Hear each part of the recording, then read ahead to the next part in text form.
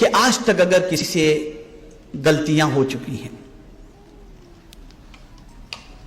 کوئی لڑکا غلطی کر چکا ہے، آج تک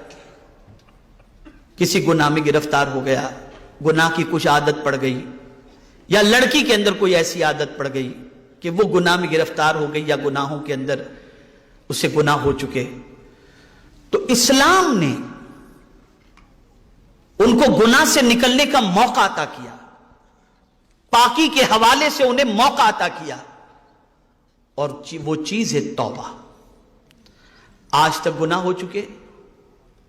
آج تک غلطیاں ہو چکی،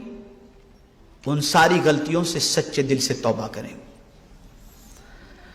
توبہ کرنے والا آقا کریم صلی اللہ علیہ وسلم ارشاد فرماتے ہیں التائب من الذنب کمن لا ذنب لہ، توبہ کرنے والا گناہوں سے ایسا پاک ہو جاتا ہے جیسے کبھی اس نے گناہ کیا ہی نہیں۔ حضرت عبداللہ ابن مبارک، امام اعظم ابو حنیفہ رحمۃ اللہ تعالی علیہ فرماتے ہیں کہ اگر قیامت کے دن پروردگار نے مجھ سے پوچھا کیا لائے ہو تو عبداللہ ابن مبارک کو پیش کر دوں گا۔ اتنے باصلاحیت بہت بڑے محدث تھے حضرت عبداللہ ابن مبارک رضی اللہ تعالی عنہ، لیکن ایک لغزش ان سے ہوئی، اور وہ لغزش یہ تھی کہ کسی لڑکی کی محبت ان کے دل میں تھی۔ لڑکی نے انہیں ملنے کے لیے بلایا، وہ گئے ملنے کے لیے، اتفاق سے عشاء کے بعد سے لے کر وہ اس کے انتظار میں کھڑے رہے، فجر کی اذان کی آواز ان کے کانوں سے ٹکرائی، لیکن وہ لڑکی آ نہ سکی، ملاقات نہ ہو سکی، لیکن فجر کی اذان کی آواز جب کانوں سے ٹکرائی تو اندر سے ضمیر آواز دیتا ہے عبداللہ، پوری رات ایک لڑکی کی محبت میں تو کھڑا رہا، اگر یہی پوری رات تو اللہ کی بندگی میں کھڑا ہوتا تو پتہ نہیں تیرا مقام کتنا بلند و بالا ہو جاتا۔ یہ ضمیر کی آواز تھی، اس آواز پر لبیک کہتے ہوئے اسی وقت انہوں نے توبہ کی، میرے مولا میں آج سے توبہ کرتا ہوں، اور اب میرے دل میں محبت تیرے اور تیرے حبیب کی، اور جن کی محبت تیرے اور تیرے حبیب تو نے اور تیرے حبیب نے فرمائی، انہی کی محبت کو میں اپنے دل میں جگہ دوں گا۔ یہ کہتے ہوئے وہاں سے چلے گئے،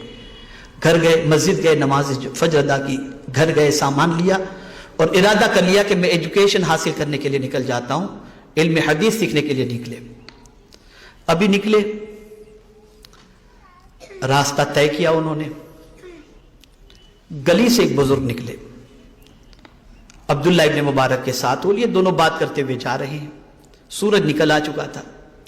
سورج تھوڑا سا بلند ہوا تو ایک بادل کا ٹکڑا دونوں کے سر پر آ گیا، اور دھوپ سے ان دونوں کو بچاتا رہا، دونوں چلتے رہے۔ بزرگ یہ سوچتے رہے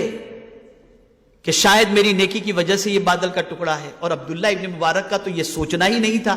کہ میری وجہ سے بادل کا ٹکڑا، اس لیے کہ ان کو رات کیسی گزری تھی معلوم تھا۔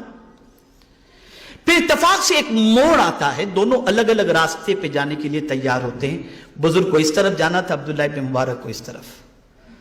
حضرت عبداللہ ابن مبارک جیسے ہی رائٹ ٹرن لیتے ہیں تو وہ بادل کا ٹکڑا بزرگ کے ساتھ جانے کی بجائے عبداللہ ابن مبارک کے ساتھ جانے لگتا ہے۔ بزرگ کو حیرت ہوئی، جب دھوپ محسوس ہونے لگی اور دیکھا کہ بادل کا ٹکڑا عبداللہ ابن مبارک کے ساتھ جا رہا ہے، پلٹے، حضرت عبداللہ ابن مبارک سے کہا نوجوان بتا تو کون سی نیکی کرتا ہے کہ جس کی وجہ سے اللہ نے تجھے سورج کی گرمی سے بچا لیا؟ حضرت عبداللہ ابن مبارک رونے لگے، فرمانے لگے نیکی تو کوئی بھی نہیں میرے دامن میں، ہاں البتہ ایک بہت بڑے گناہ سے کل رات میں نے توبہ کی ہے، اور اس توبہ کی برکت سے میرے کریم نے میری توبہ کی قبولیت کا یہ مزدہ مجھے عطا کر دیا